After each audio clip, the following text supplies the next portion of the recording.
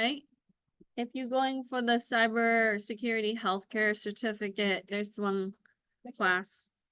Yeah. 41B is available. 40B is also available in the summer. What are you teaching? No, I'm doing 41B, the cybersecurity healthcare one, and then the Python class. And then for the fall, I'm doing the 41D, which is advanced security practices. And then forensic and 40A and the typical. So network plus and all of those things. All right, so we're gonna go ahead and get started. Make sure that I have my recording. We're gonna cover chapter 13 today. We do have like one more unit or so. Let me double check. And then I got news that we got CompTIA purchase prepared and ready. So they should be sending me access code pretty soon. Hopefully tomorrow morning. Then I can activate all of those things for you. And hopefully they didn't leave anything off the list. And then, so we should have those incoming things. So we're gonna cover this unit, and then next week we're gonna cover one more lecture unit. I will be here the following week. I think we should, if you come, we'll be able to do some final review. If not, I can post some video that I've done in the past, but we can do final review. And then, so that will be week 13, and then you have 14, 15 off, and final is gonna be online. But I'll be here for the days that are scheduled, so in case you need to make up something, you can. So this week, we're gonna talk about forensic analysis. Some of you have taken 27A, so some of this stuff is review material.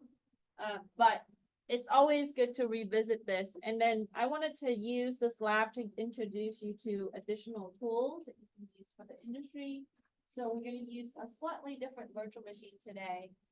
We'll talk about the benefit of using it. And it is a lot faster to update and upgrade because it's Ubuntu based. So for the first part of the lecture notes, unit 11, it talks about digital forensic workstation. So when you're performing any kind of security analysis, especially forensic, you need a powerful computer, right? Like your gaming systems or something that would have a lot of resources like processing power. The hardware is important. So we want decent amount of RAM, decent amount of SSD space or your storage space. We want processor that's pretty fast. And this to build a computer like that. Yeah. They sell forensic computers that's more than your gaming computer, right? But yeah, there are companies that sells this, so I can give you some idea of where to look. And then the GPU, so graphic is important too, especially sometimes you have to work with videos. So for the first question, it asks you, what type of tools do you need to perform computer forensic, right? We always need to start with the hardware. So you need a powerful computer with fast CPU, right? Right now, I think we only have the multi-core. We need at least 16 gig of RAM. I think your standard laptop comes with 16 gig for most part.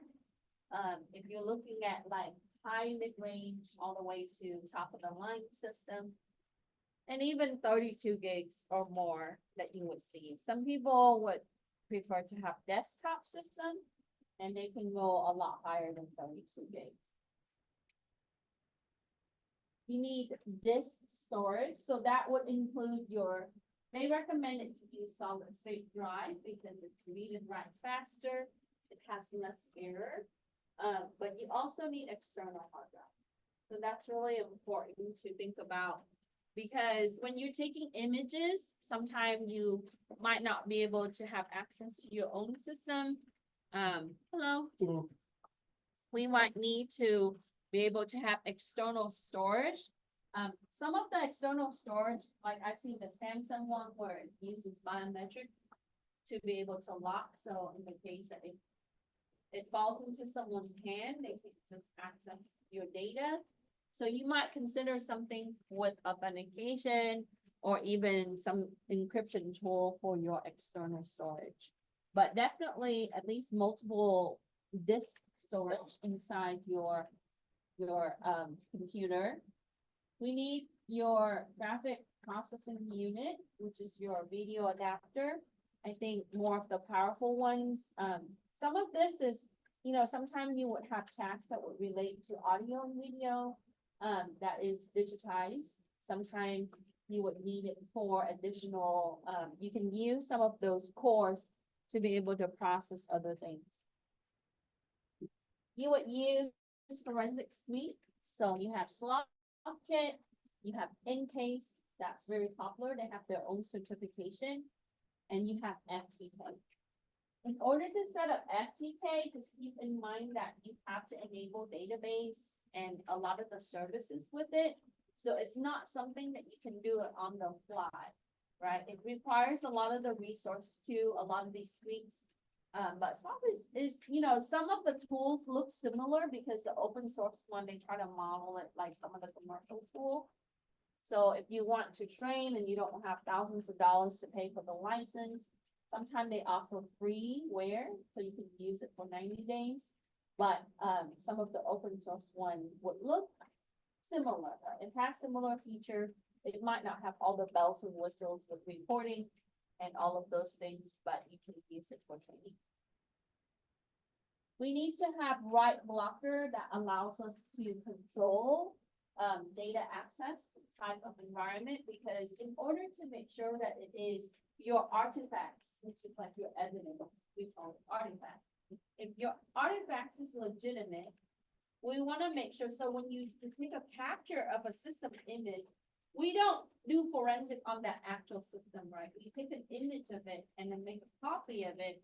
So we would use the copy of the image to be able to perform the forensic.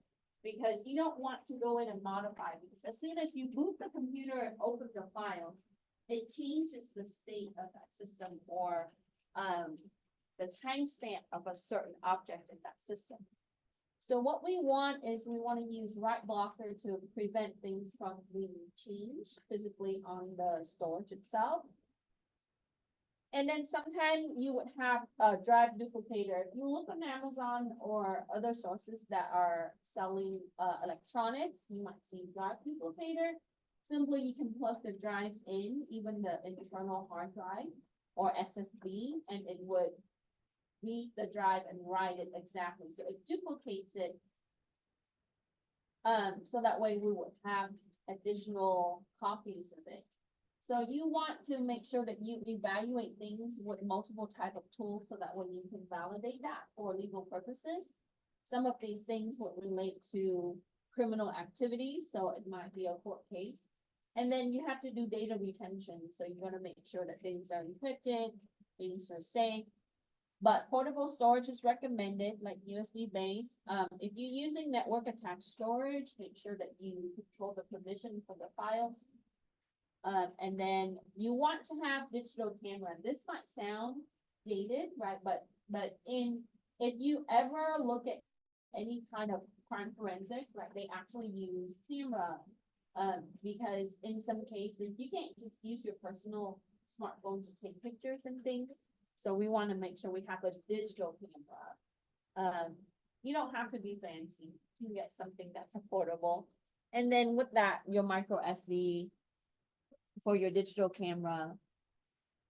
We also need to have cables because sometimes forensic would require us being connected to the network. So Ethernet cables is also recommended along with other cables for file transfer like USB cables. I normally have a set of different type of cable like, the C, the micro USB. So all of those are important because sometimes you never know what kind of devices you run into. Now, forensic doesn't necessarily mean that you work for the police department or some kind of legal entity, right? You can be an analyst and you will have to perform forensic. So it's always good to have the physical tools and some of the software tools.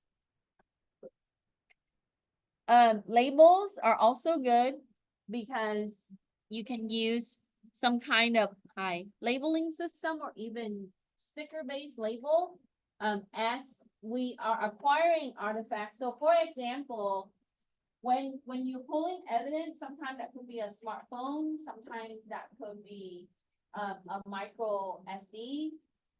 You need to make sure that you tag it. That means you put down the date, right, the time, and they might have forms for you to use if you work for like, you know, the police department or, you know, different agency. But having that label is because sometimes we might have 100 drives, right? We might have, you know, a few things to work with. So make sure that you have labels, and then having pen and notebook, but you can also use digital type of notepads and things like that.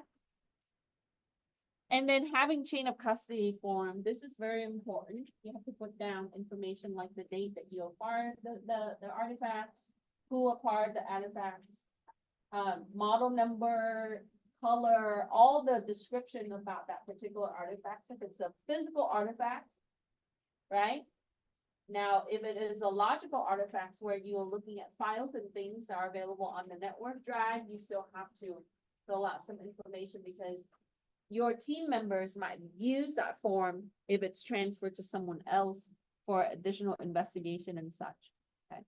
So it's always good to understand the forensic practice. And there are certifications in this area. This is a very small niche area.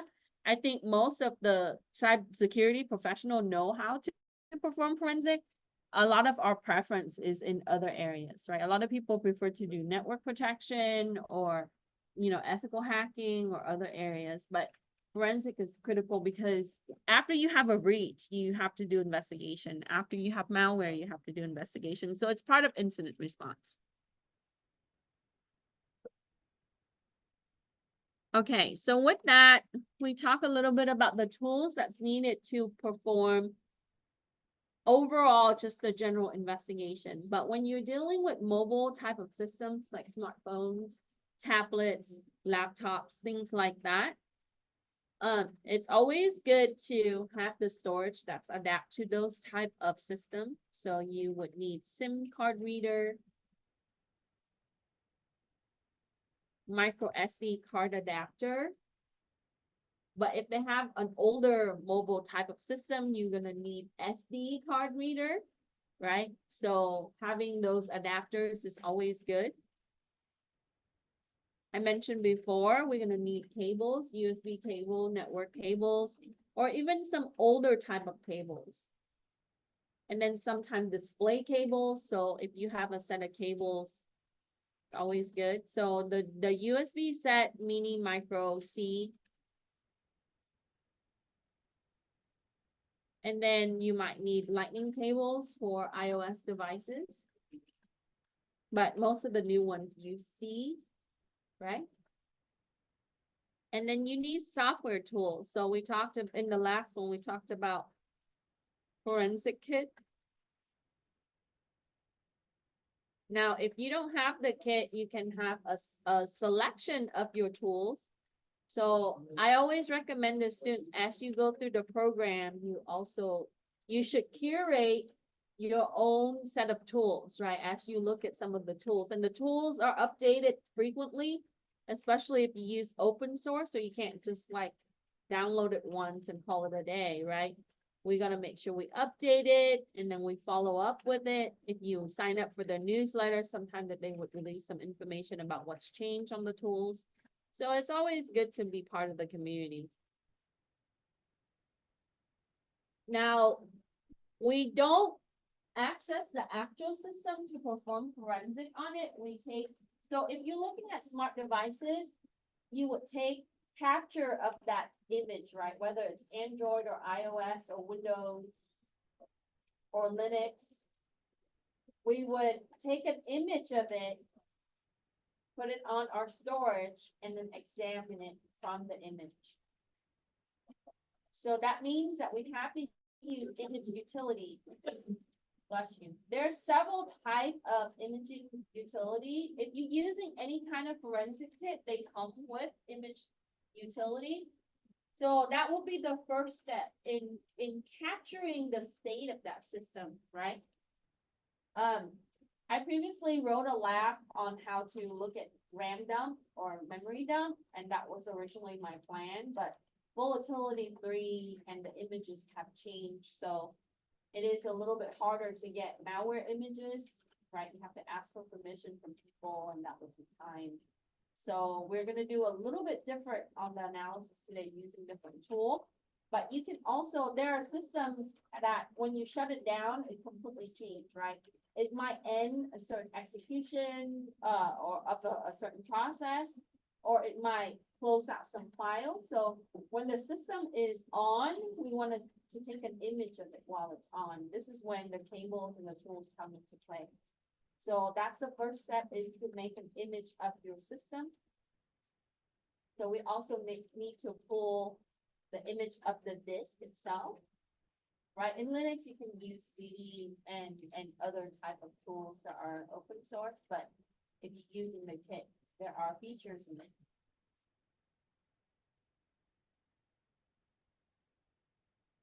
So we need to take an image of partition of the disk, and in forensic class, I talk about how people can hide files. So sometimes they might stuff it in the slack part of the drive where it's harder to see. If they're crafty and they're technical, they should be able to, you know, find their ways through different part of the storage. And then you have logical volume. That's what the system, the OS really sees. And then you have the physical partition, the section of the drive that's dedicated to different things like, you know, boot or even file storage or backup and so on. So make sure that we take an image of everything, especially storage, because it will tell the story. And if you're interested in this, CIS41A is the class to pursue, right? I know that it's required in the program, but it's always good to examine it.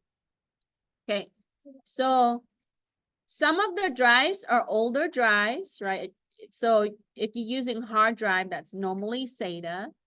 And then the newer drives are going to be your solid state drive, but not all systems come with new drives. So we want to make sure that we have SATA cable, things that we can connect to. So these are all the components that we saw in the prior question. So if you want forms, NIST have a version of chain of custody form. Every company is a little bit different. And then if you work for public sector, they have different type of documentation. So you just gotta make sure that you look at variation of the form. And then there are some of the tools that you can use. So I put down some link there for you. So here are some of the recommended software that you would see. You would see FTK, NK's, Kane, Autopsy. I think we did a few lab in my classes with Autopsy. It's very easy to use. Keep in mind that if your image is very big, if the system is very powerful and it has a lot of storage, you are gonna have a long time to scan with a lot of these tools. Even if you have the most powerful system, it takes hours, okay? So for forensic lab, normally we would see that it takes a while. You can also use dump it, memorize, and then today we are gonna use a tool that we're gonna use it to do forensic on malware. I wanna introduce you to a different virtual machine that's specifically aimed for that. So we're gonna be using slightly different instead of Kali. But Kali does have a forensic mode that you can use.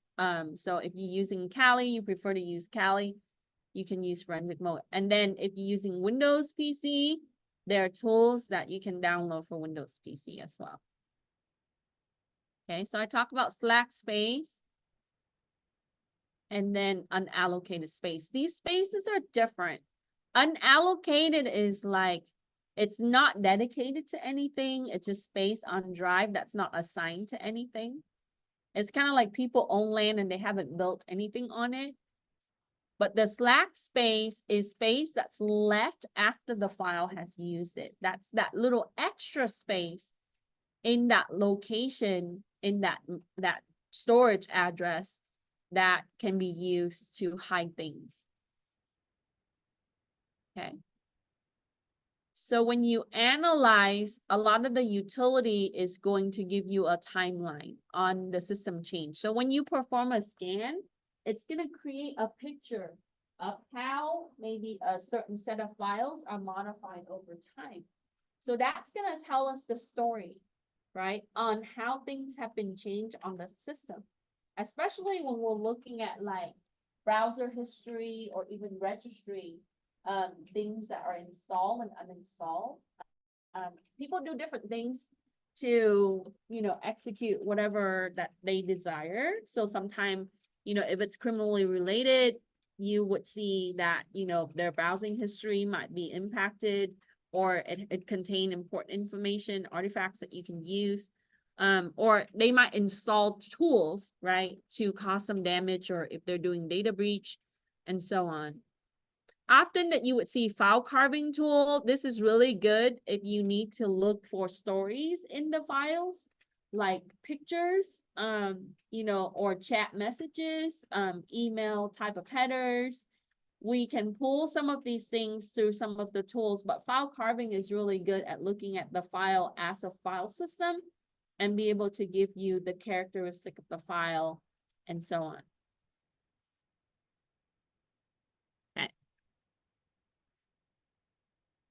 So for 4, why should we examine the slack and unallocated space on a forensic image? Because slack space contain hidden files. It might. It could contain deleted files. So when you put things into the trash can or the trash bin on the OS, right, that space is still occupied by those files until the new files come, and they would override them. Okay. So that means that the deleted files might still be there. So we might be able to pull pieces of the files or even the entire files. So we would see fragments of it or its entirety. The unallocated space also can contain hidden files. It can also contain drive log files. So when the drives are modified or updated, it keeps a log. Your system is really good at accounting for all the activities that it would go through. So the log files for the drive really tells you what kind of storage changes happen on the drive. And also space that are used and unused.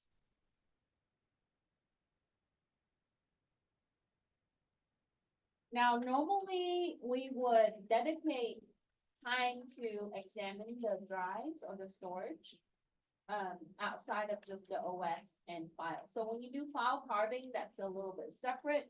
But if you're carving from the storage, a lot of times it's going to tell you, where everything is stored, because drives, the way it's stored is dynamically written. So it's going to throw things into different area, and it would associate addresses on the storage to combine it as a file. So for example, if I have file 1, right, I save that to my drive, whether it's solid state or hard drive.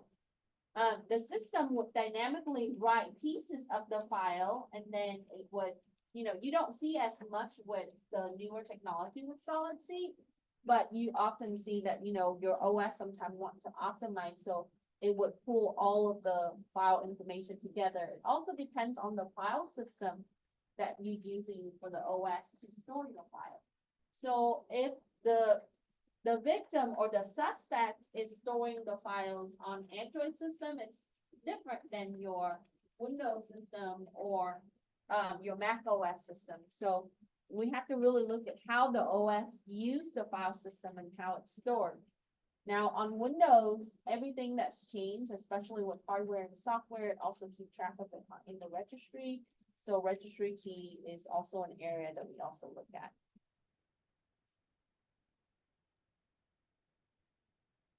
Any question?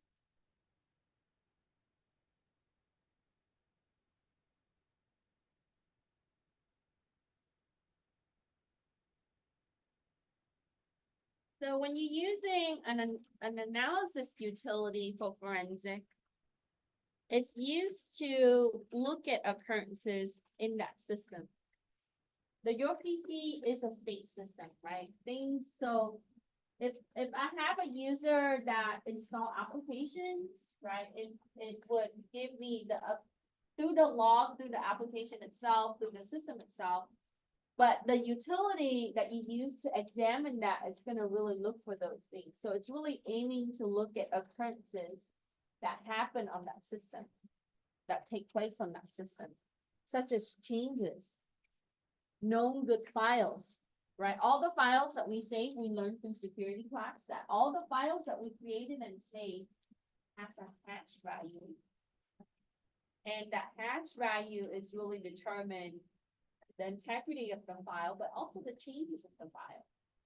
So when you modify your file, right, through that file system, the OS would then have a different hash value. So we would see that the files can also be modified. And then it would compare your files to deleted files. And also it can also examine metadata. Metadata is very useful when you are working with media-based type of files like images, videos, things like that. Metadata tells us a lot about the file. So when you do file carving, it mostly rely on the metadata of the file. Like basically that tells the system the property of the file. For images, the metadata really tells you when it was taken. Sometime if they turn on the geolocation, it would have the tag for the geolocation. It also tells you, so if they modified the file itself, those attributes is also gonna be stored with the file. So that means that the utility will be able to pick it up. Okay. And then it also examined Windows registry analysis. So the high for the registry key sometimes can be very daunting, right? When you're looking through it, you got the H key logo and then you have to go through it. But remember that anytime that people install something, driver, applications, even adding hardware to the computer, it updates the registry. This is where we can see the state of the system where it changes, especially for Windows system.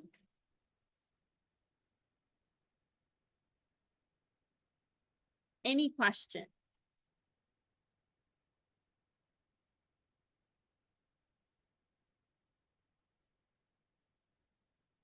So here on page 2, it gives you the analysis utility. And then it goes into file carving. So it's only associated things where that would be at the location. So sometimes you would see hex and then a value. That would tell you all files have some kind of header. This is where we would see, just like how you look at packets on the network, it's the label to the file, right? It would tell the system what kind of file it is. So the file extension, file name, attributes, characteristic of the file. The system used the header to really look at where the file is located, how many files, the size of the file, and so on. So when we carve file, a lot of the times we're trying to get into the content. But the header and the footer of the files really tell us the nature of that file. Okay? It really identify what kind of file that is before we look into the raw data inside that file.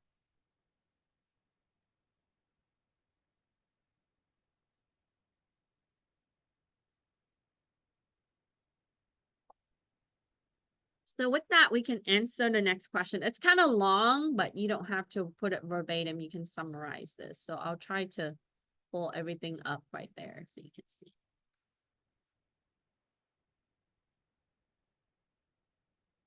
Okay, so it asks you to explain the purpose of file carving tools in computer forensics. What are the 3 main common carving methods? So if you're gonna go for forensic certification, you have to know these things, right? But for practice, we want to know the general functionality or purpose and how we would approach file carving. So it really is, when we're using file carving tool, we are really examining the data for block to block, right? As it writes to chunks or sections of your storage. And it would associate that with addresses on that storage. So when we're carved, we are usually looking for information like file headers that's gonna tell us a little bit more about the file.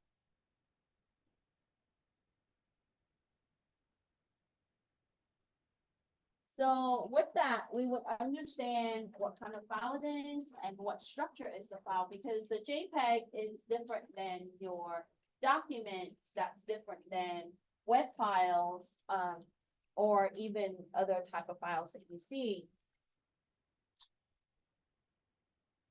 So when the tool gives us the result, it's gonna try to present to you the content and the file header. But in some cases, they can't. So because if it's only finding fragments of the file, because maybe that file was mostly deleted, right? And things already wrote over that section of the storage, it might only give you some information of that file if it's removed. So we can't rely on it 100% of the time, but when you're running file carving tools or any kind of forensic tool, and this is a practice for security in general, when you're running the application to scan or to examine, you want to follow it up with a similar software tool, so that way you have a cohesive understanding of what that result means. So when we're doing analysis, right, just like how we would be approaching scientific methods, if you do it repeatedly and you're producing the same result, then it means that result. But if you're doing it one time and you're producing that result, it arguably, it might not stand in court, because the attorney would say that, you know, how accurate is it? So the more that you have generated across multiple tools and multiple times, then you would have more accuracy. So the less error you have, right, the more accurate your evidence or your artifacts will be.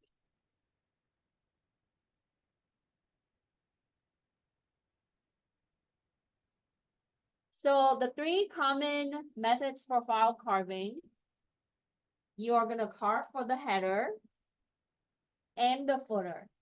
So the tool is gonna do that. It's gonna try to pull the information, right? Remember this is like, it's gonna tell you the general aspect of that file.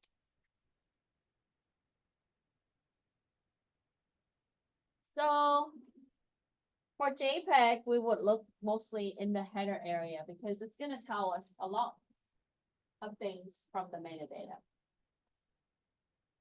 Then it's gonna carve with content. So if you have files that would have text in them, right, it's gonna present to you some text information. If it's encrypted, then we have to use a tool to decrypt it. Okay.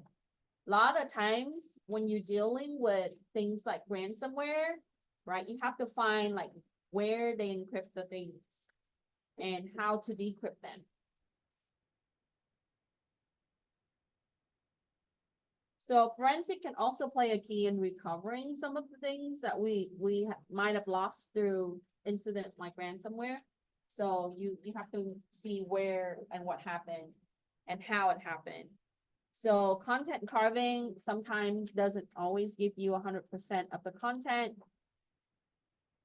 And it's also like software tools, how it's encoded and all of these things, but they usually use multiple encoding systems.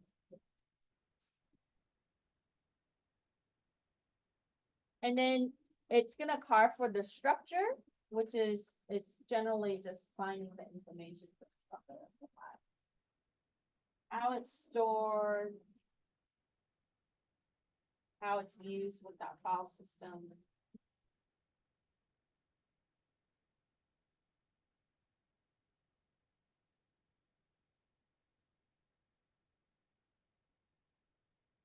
The way I always remember this is I always imagine it like when it carts, the outside first, so the header and the footer, and then the inside, and then think of it like the structure is like, it's bone structure, right? It's how it's built. So that's normally for file carving. And file carving tools is commonly used. It's usually equipped with your forensic toolkits as well.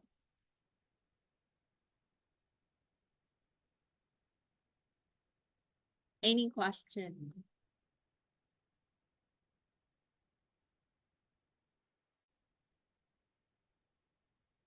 I think if you took 27 with me, you've seen sloth and autopsy. But if you are taking 27A or you took 27A, you've seen a lot of these tools already. Mhm. Yeah, if you take it with Professor Barry. But the industry is gonna use just a certain set of tools anyway, so. All right, so we answer 6. The next part is gonna go over our chain of custody tracking, which is 7. It asks you to describe chain of custody tracking. Oops. I don't know why it keeps going down and then go up. And why is it important in organizations? So mainly it is a form of documentation for the process of forensic.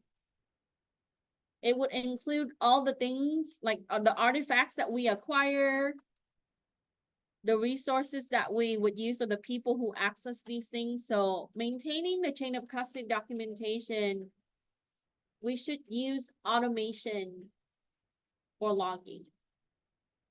There are applications or even with the toolkit, it allows you to do that. But sometimes you will have to do it manually because you might not have the resource. So when you capture the drive image or the system image, you have to be able to document that. Like when you did that, what kind of system that you're trying to capture.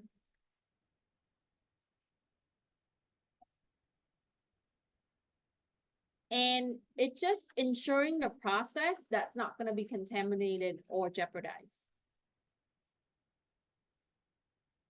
So you have to state like the type of actions that's taken for the artifacts and also the suite, and then you need to validate it and making sure that it's available for review. Now, if you work for public sector, if you're going into agency or, some people, they work for the police department or investigation organization, right? They would have procedural requirements to be able to access images and things like that. Ultimately, all of this, is going to give us legal ground in presenting what we find as a result. So the more thorough you are with the chain of custody tracking, the clearer it is and the easier it is, or the more smooth. You're going to see it's more smoothly with the legal aspect.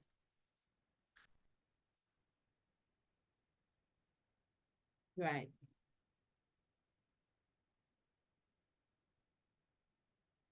Because you don't know who might modify the image if you don't track it, right? So you might be working on it now, but maybe a few months from now, someone else take over the case, or, you have, imagine if you acquire artifacts from someone that has passed on the case, and if they don't document it clearly, it will be really hard to make sure that it's accurate and it's legitimate.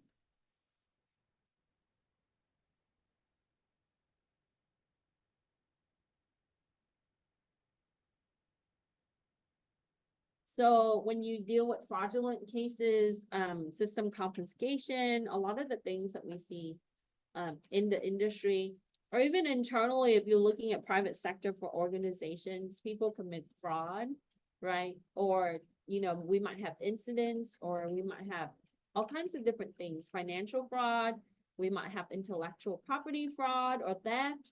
And so forensic would be the area where we would go in and we would start building out, like, when did it start happening? How long has it been going on? And all of these things, right?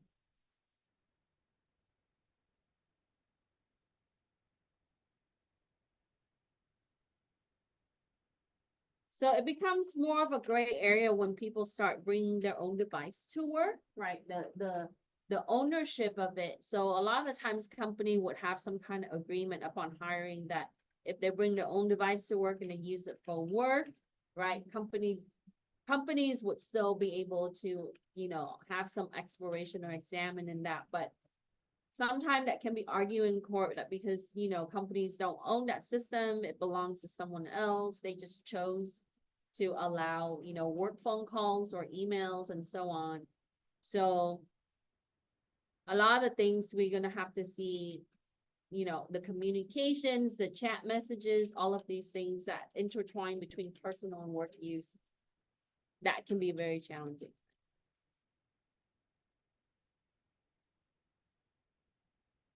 So legal hold is usually implemented for litigation.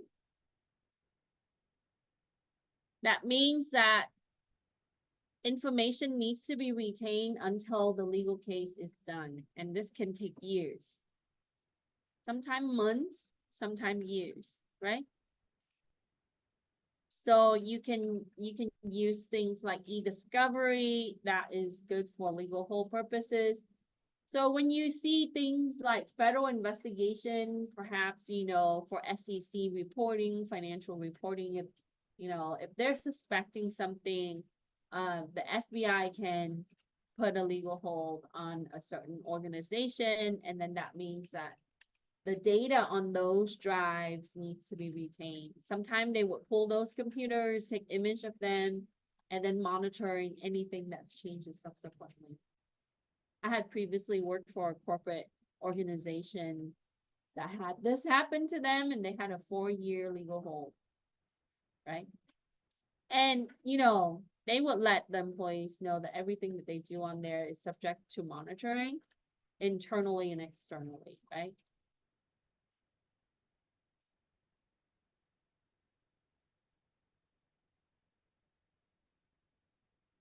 So with that, we have to really prepare for the resource and along with like the management capability on how we can adapt the legal hold to the organization that's being held for them. Any question?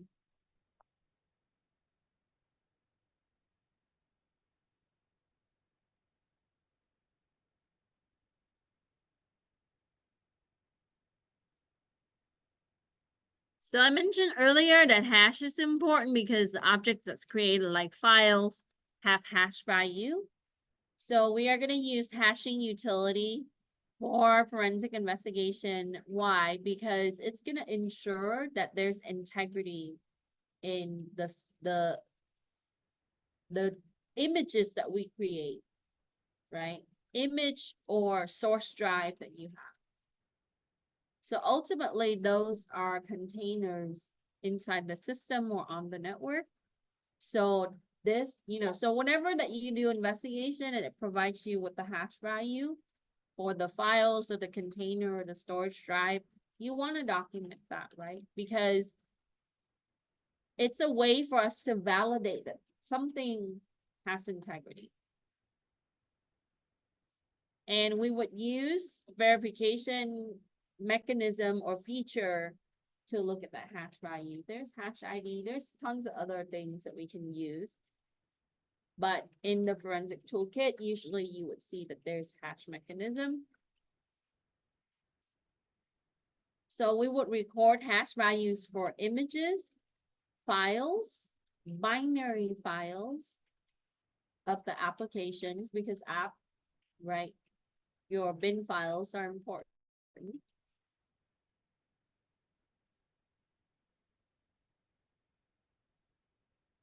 Now, when you're dealing with malware changed the nature of the applications or files.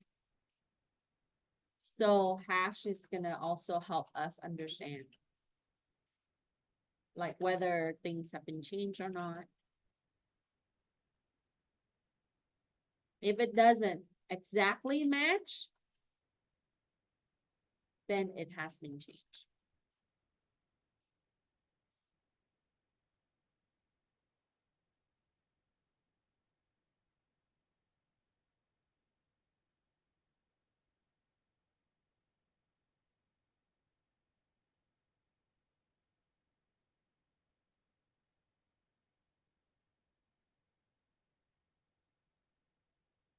So the hardest part, I think, for most people to get into computer forensic is the experience.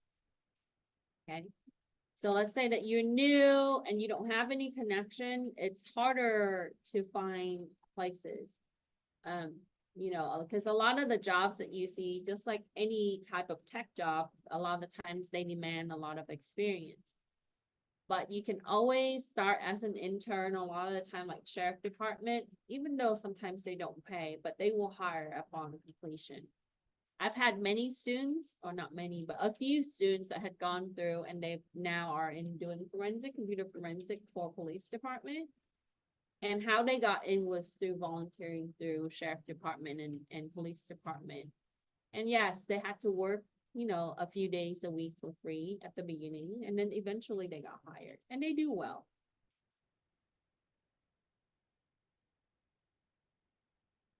So forensic itself, sometimes you have to deal with people where you have to interview people, right?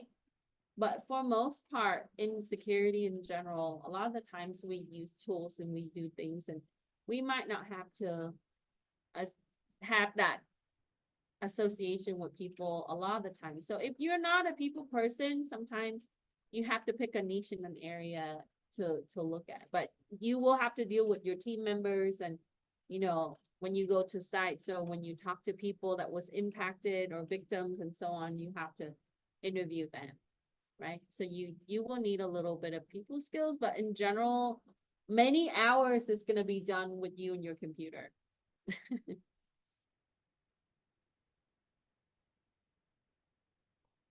Okay.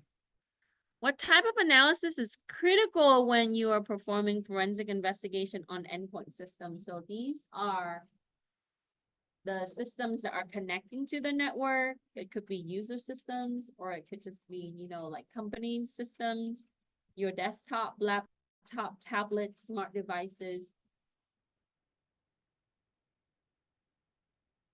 So you would start examining the operating system, and remember, we always capture the image of that system and the storage that they have. So micro SD, SSD, those things. So, and then once we capture the image of the system, we would examine the OS that it uses, how it stored the data or what kind of data that it has on that OS, the memory processes, encryption and decryption keys, because those can be used for communication and they can also be used for files.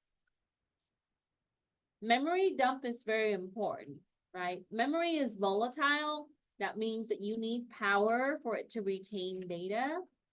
Application uses memory, and memory dump is just a, you know, basically it contains information about files, about applications, about resource that's used by the OS, processes, and so on. So malware is really good in this area, memory dump.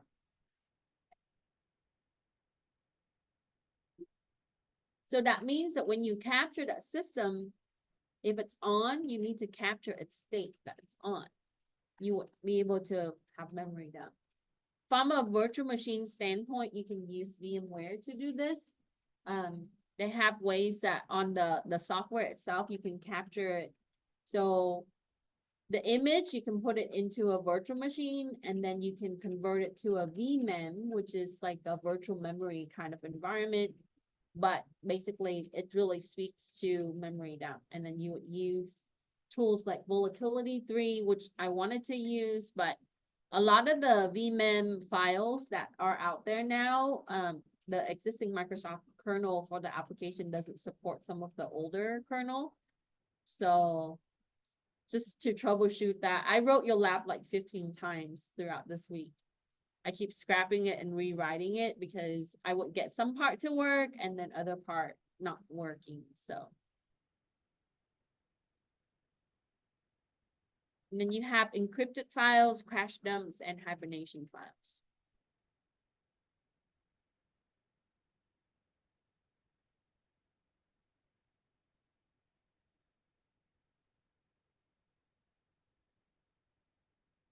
So crash dumps are like, you often see this visually. Who's screen at that?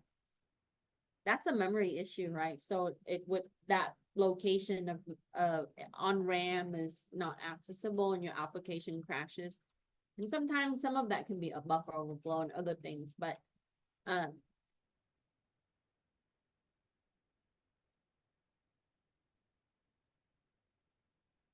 so when you perform live memory analysis to gather the evidence, it would also give us information about encrypted and unencrypted data, because we're able to capture the data in its state. So that means that, encryption uses keys depending on the type of encryptions. And in order to generate keys, you have to have passphrase or password. So if you don't have that, you need to brute force the password and passphrase, right? But why would we need to go do that if we understand certain type of encryption, store keys somewhere, right? If the user choose the option to store the key. So for example, BitLocker, you guys know what BitLocker is, right? We use that to encrypt drive in Windows environment. It allows you to save your key on the system, and it also allows you to print out your keys. So with that understanding or knowledge, we would then understand that, yes, we can go retrieve key, but ultimately your root user and your admin can recover keys for encryption. But when you come across things like ransomware, when it encrypts your drives and then it becomes more of an issue because we don't hold the keys. Someone else holds the keys, right? But if you're just looking for content of files that have been encrypted, right? Two things that you need to access: encryption keys and password to those keys.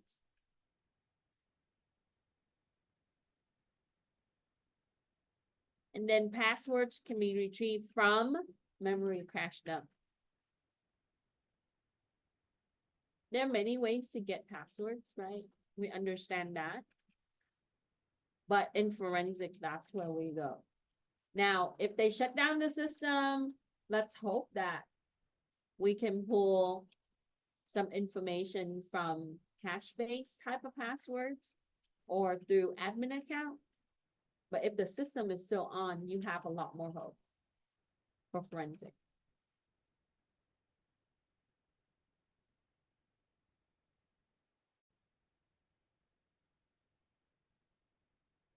So I think just like everything else, security, requires just logical thinking, right? When you're really looking into something and you're trying to solve it, just like problem solving, you really have to logically think through the steps. If you're looking at this, what kind of things that you need to understand about it? What kind of tools can you use to approach it?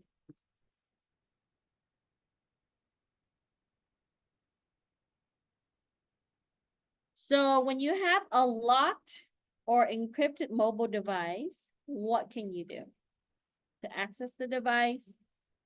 When you analyzing things like smartphones, what should you do? A lot of the times to get past the lock screen, and I just talked about this with my ethical hacking class the other day, is to brute force it. But it seems really simple and easy, right? I know the digit pins is really fast to brute force, okay? Because they're pins, numbers are easy. But passwords get a little bit more hairy, right? Like wireless, people say, oh, I can just brute force that real quick. Well, it really depends on how powerful system you are, how much bandwidth you have, you doing wireless. So for your mobile device, yes, we're gonna have to brute force the lock screen or the PIN number to log in. And then we're gonna have to decrypt in order to access that mobile device if it is encrypted. Once you have that, then you would take an image of it. So that way you can examine it. And we would look into deleted data on the device, hibernation files, all of those other things. So we would treat it like how we would treat other systems, right? So once, but then there are services and resources that's slightly different on mobile platform, but a lot of the components are going to be the same or similar to your regular desktop or your other systems.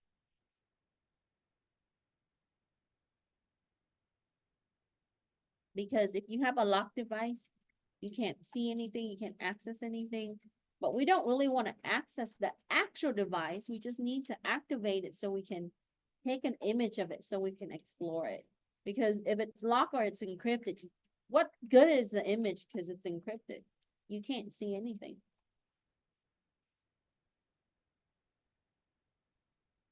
Any question?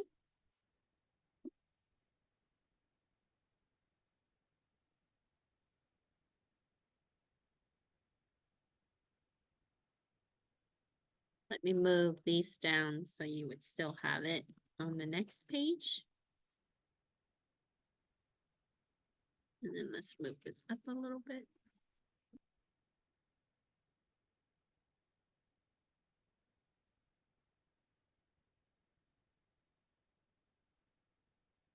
Okay, so with that, we need to talk a little bit about malware, right? The nature of malware can be very different from one malware to the next. There's some malware that stem from other malware. So you're gonna see, the old lab had Cridex on it. I tried to get some stuff for ransomware, and that's what I was working on throughout, trying to fix it this whole entire last week and then this week, but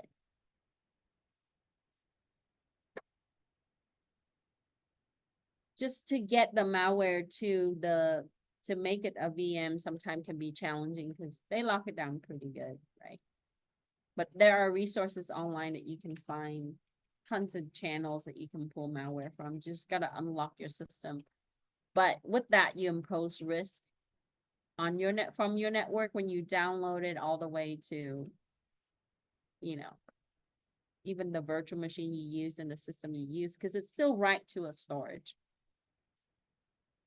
But the Packers in malware, it is a protection scheme. It's a way to protect the malware from reverse engineering. So the VM that you're going to be using today, there are a lot of tools that are adapted to that VM or can be adapted to that VM, especially for reverse engineering malware. This is a heightened area for the industry because I really feel like there's not a lot of professionals that pursue this area because solving malware can be sometimes challenging, but it can also be very rewarding. Whether you do it for the good of the community or you do it for the pay, right? There's a lot of pay in that, especially if also when you find bug in software. I think I talked to my other classes about this. Yeah, it can range from a few $1,000s all the way to hundreds and thousands of dollars. If you're not sure, look at Microsoft, right? There are tons of tech company or companies that will pay for you to find the problem. So if you can be a bug bounty, you can be a bug hunter. So Packers is a way of protecting the malware from reverse engineering. So that means that if we need to really explore, investigate it, you need to unpack it. And you need to decode it. And for reverse engineering is that you have to, sometimes you have to decompile it and then recompile it, right? So you really have to break it down to its source code level. and using the binary files and be able to explore it. So decoding and packing techniques like using base64 encoding. If I had a little bit more time, I would have added some component for this in our lab today, but we will see. Maybe if you take forensic, there's a section on malware investigation too.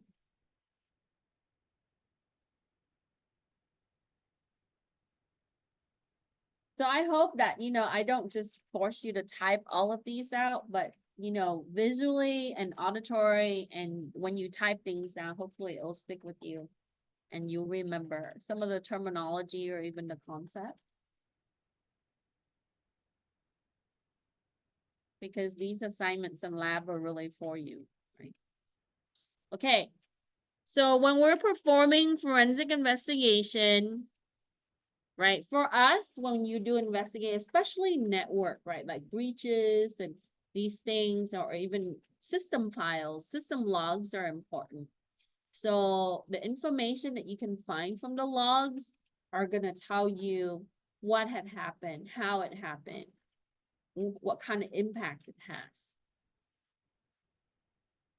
and what kind of application you can use to view the log files. And I think I repeat it in every single class because this is such an important area for cybersecurity.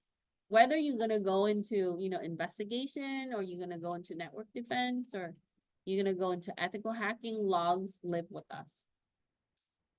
So log files is going to give you the state of the system, the activities that happen, so the actions that's taken on the system, events and activities.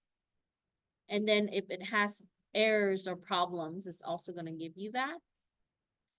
And then other things, the services that it's running, right? And then with that, we can look at protocols and communication channel and all of these things. It really depends on what kind of system logs you're looking at.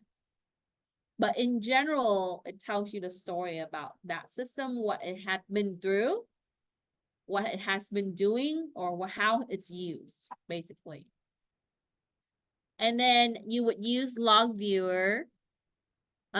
In Forensic Suite, they have option for you to view logs, but we are not just tied to that. We can have many options in how we access the logs.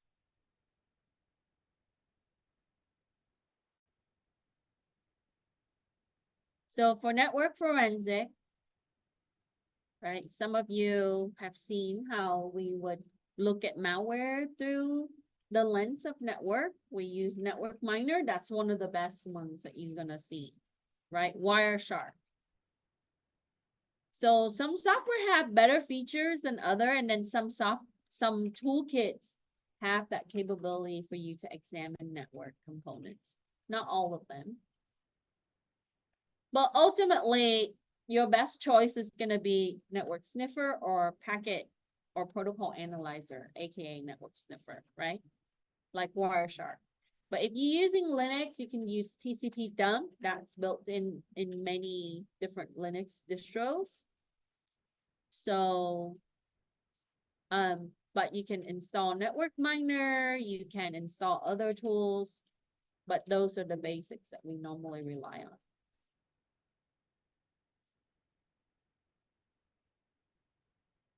TCP dump is also used in ethical hacking, right? When we're exploring network and network services and things like that.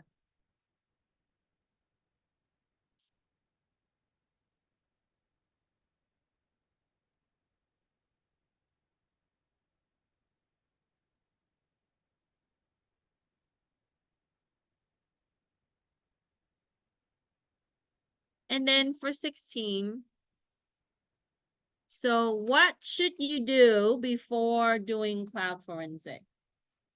Cloud is ultimately just remote servers. But you gotta make sure that you review your contract because it's ownership. When you lease systems, it doesn't mean that you own them. You have partial ownership to it as you pay for some of it, but the legal ownership is really the cloud company. So look at your contract And it would say specifically how or what areas you can investigate.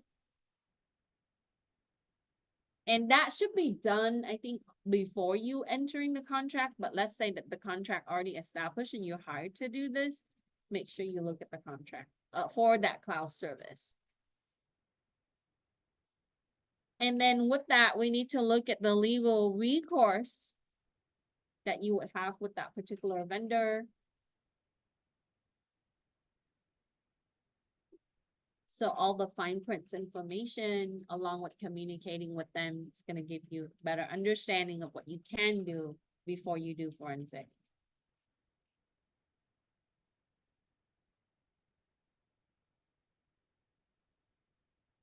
And then make a list of the things that you need to acquire. So that starts with data. It really depends on the case. Sometimes it's network related, sometimes it's data related, right? So we need to identify the type of data that we need.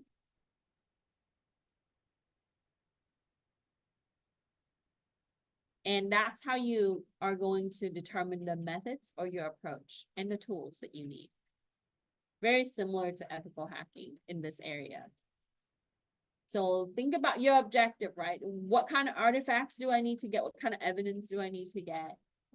That really speaks to the data. Is it encrypted data? It's non-encrypted data. Is it data at rest, data in motion, email data? What kind of data, right? So it's gonna tell you how you're gonna approach it.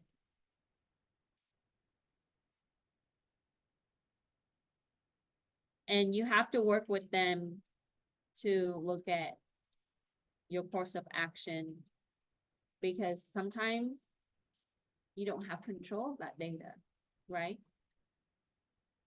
Again, coming back to ownership.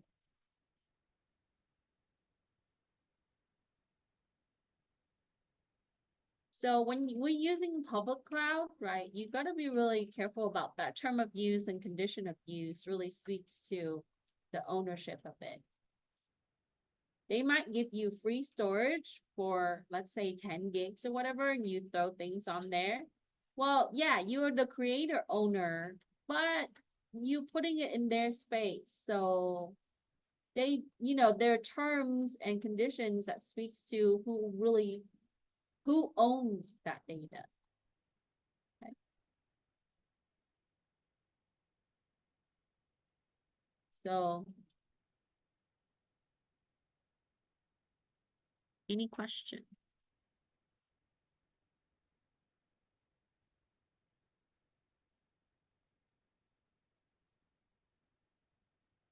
Now, when you're investigating virtual machine or containers like Docker, which is very popular nowadays, right? What are some of the restrictions and limitations? You have to ask yourself what can be copied from a virtual environment, because it depends on your hypervisor. Some, right? Like if you're looking at Hyper-V, it is different than what you would see with your hypervisor level 2, which is what you're normally exposed to, like VirtualBox or VMware, or, so software oriented, sometimes it's combined both software and hardware oriented. But you have to ask yourself, what can I copy from this virtual machine? Yes, you can just clone the virtual machine, right? What do you need to get from that?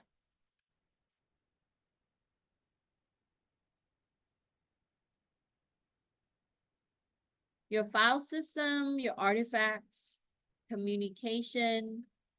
A lot of this really comes back to software oriented, or what we see was SDN, your software defined networks.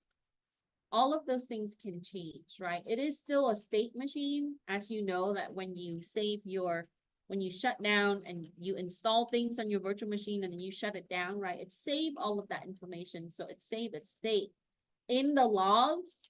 And you notice if you look at the VirtualBox folder, right, you would see that there's the previous VBox information, right? That file is going to tell the system what you have done.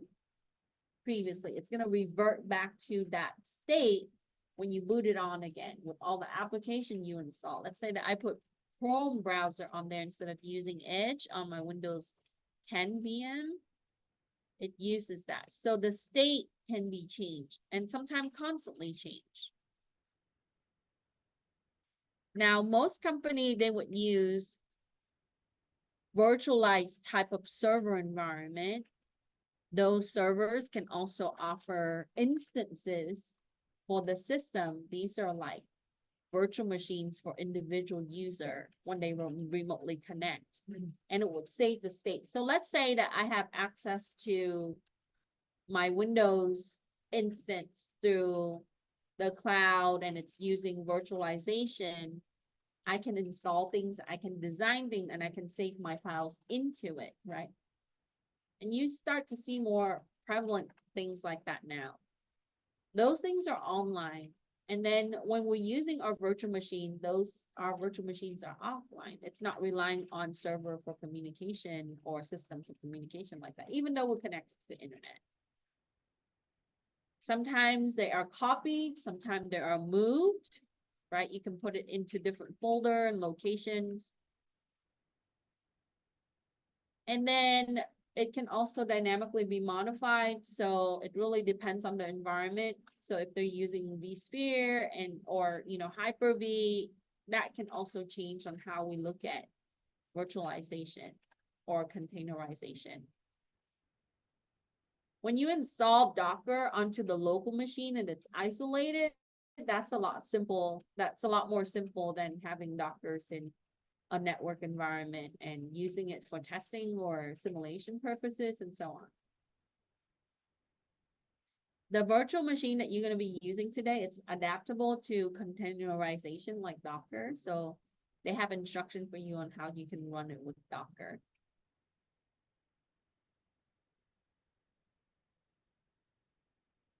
So for deleted files, we saw this answer from earlier, right? You can find it in Slack space.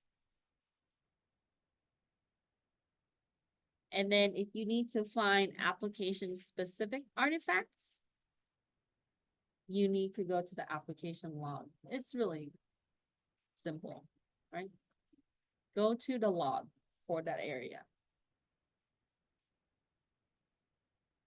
You can also refer to INDX files or change logs if you're looking at files that have been putting into the trash bin and empty the trash bin. File carving tool is really good at this. It carves into the drive and the storage drive, and it will tell you, right, what location that was, even if it was deleted. So that's considered a Slack space, right? Space that can be used by other things that becoming available.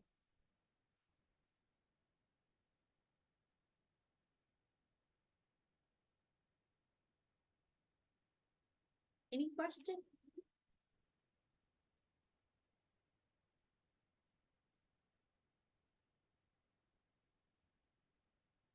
There's more. This one's long. Sorry.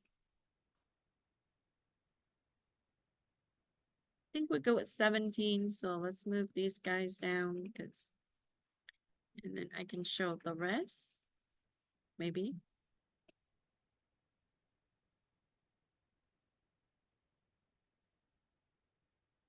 So we talked about 18. So for 19,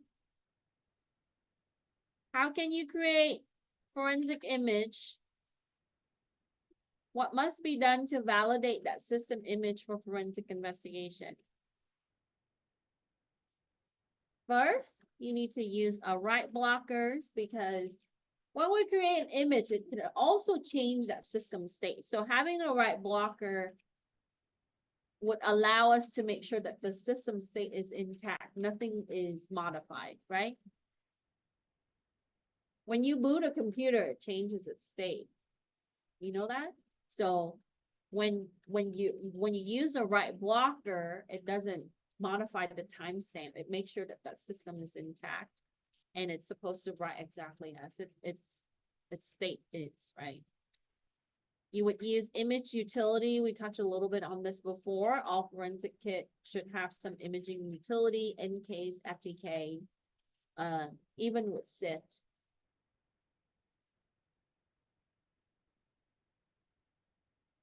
And it does bit to bit, so bit by bit writing for the image file.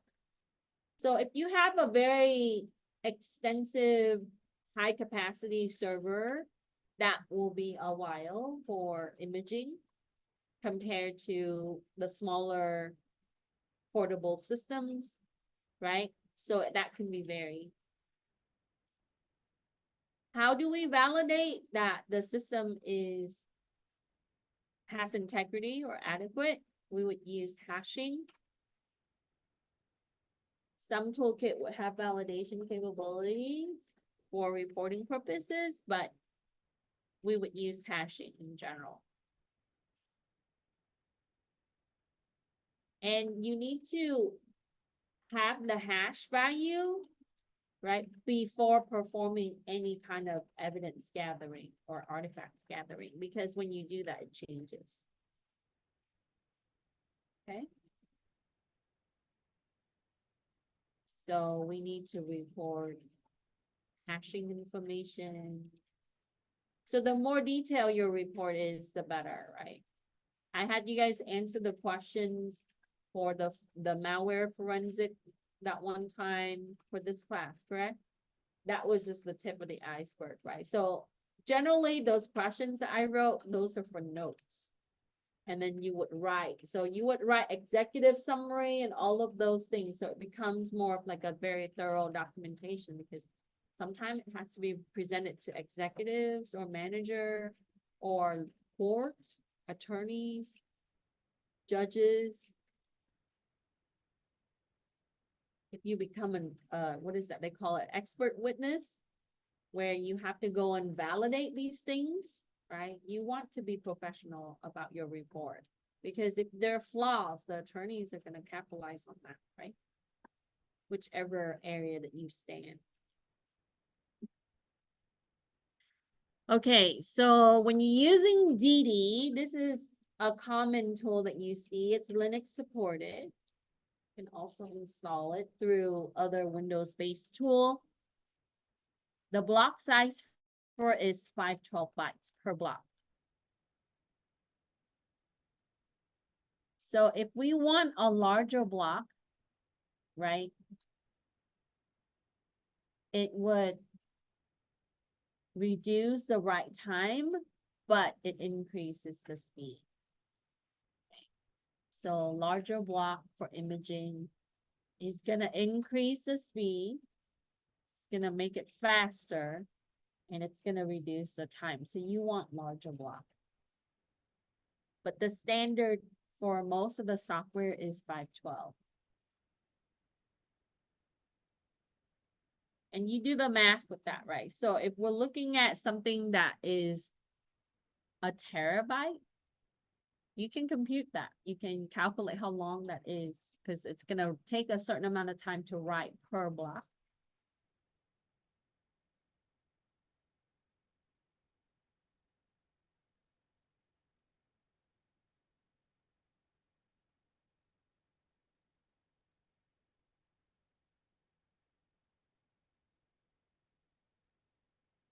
So, there are hardware tools, and then there are software tools that you can use for, so we saw DD, right?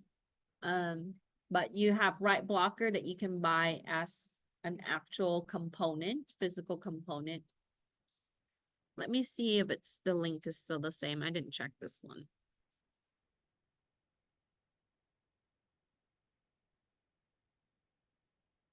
Yeah, so it still gives you information. So if you don't know where to look, you can always refer to NIST. NIST is the standard for the industry in their documentation and such. Okay. This is one of the longer ones. OLAP is pretty short. So you look at the website, answer the question, what is the result key? What tool is used for analysis? So it gives you an overall, introduction to write block and how it's used and so on.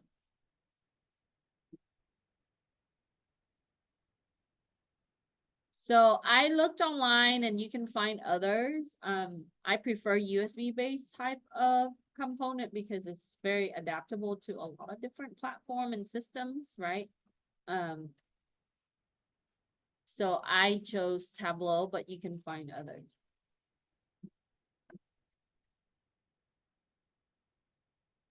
So when you're doing a live image capture, that means the system is still on. For 23. Let me change this to something smaller.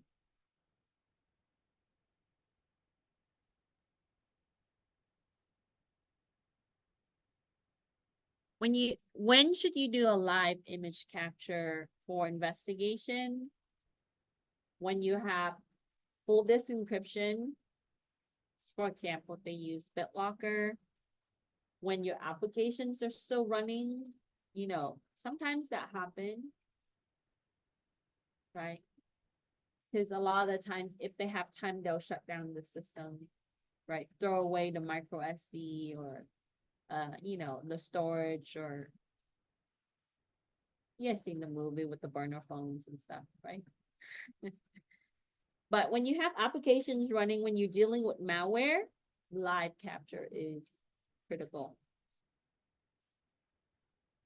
When other software that would use RAM, because RAM is volatile, you want to capture live. So when the software may be memory resident without copying it to the disk, it doesn't store things permanently. It's mostly relying on temporary storage. We can perform live capture. That means you leave that system on and capture the image of the system stays on, right? We don't shut it down.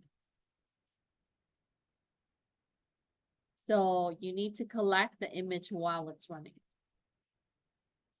So that way you can have the state of the system, and then the memory dump, the crash dump, all of those things that you need.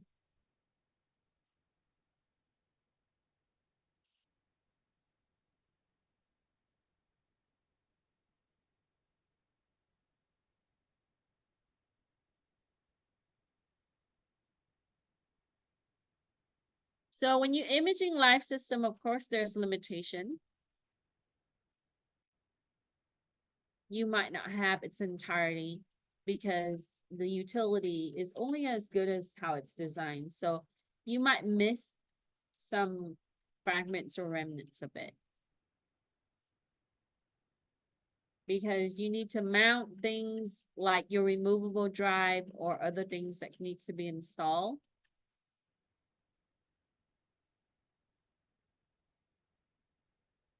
Also, it also can change, especially when you're looking at things like malware. Malware that can quickly do its own thing, right? Spread or change its state or infect files. So memory and storage might change. Malware and application may be able to detect the image tool, so it might be able to avoid it or stay hidden. It could be coded that way as well.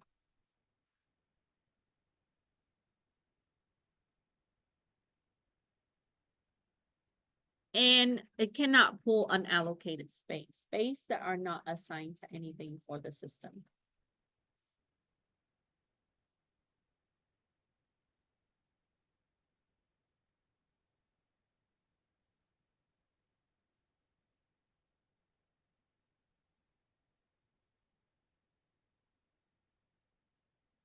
So for most part, we'll be able to see partitions or use space, even what Windows call it free space, right? Space that's still being seen by the OS, but it's not occupied by files and objects, but it's still seen by the OS. Unallocated space, the only time that we see that is when we go through the formatting process or the partitioning process, right? We would see that through this management type of application. But the way that they design some of the utility, it will not be able to pull that space because it's not really assigned to anything for the system. So the tools that you can use to see log contents, what's inside your logs. Splunk is the preferred choice for the industry. You might see Sawmill, more third-party based, right? And then you would see Event Log Analyzer, and of course you can use the system-specific event log type of, like if you're looking at Windows, right, Event Viewer, Linux, you can go to syslog. And sometimes you can just look through text editor, Notepad, Nano, text edit for Mac OS. Right, text editor is different than your document applications. Back in the day, they would use word processing. Right, like your Microsoft Word is more of like document processing type of application versus text editor. We use text editor to do a lot of things, right? Write programs. So basically you just need to view text. So log contain text. The type of tools that's used to capture memory resident data that would be on the Linux system, you can use LIME or FMEM.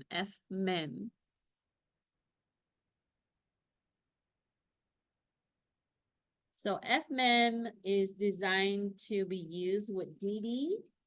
They go together or similar tools. So works well with imaging type of applications, also forensic applications. LIME is used to copy data to specific path or location.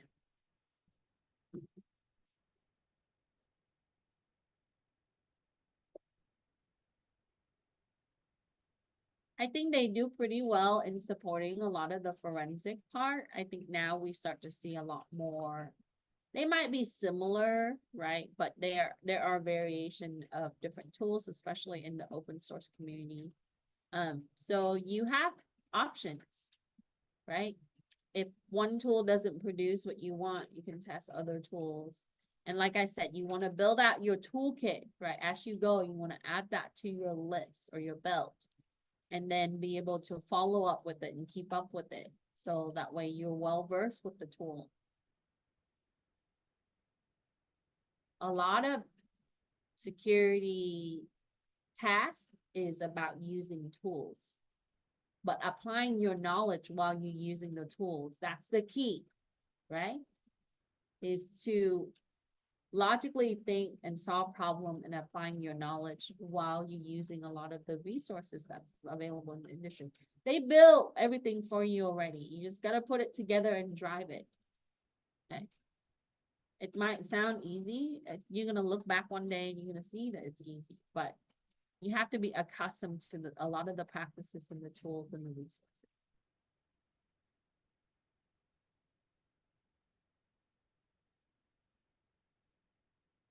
Okay. Any questions? Plenty of time to go through the lab. All right, I'm gonna stop recording just in case someone needs to go back and review. I don't want them to, like last semester or last year, it went on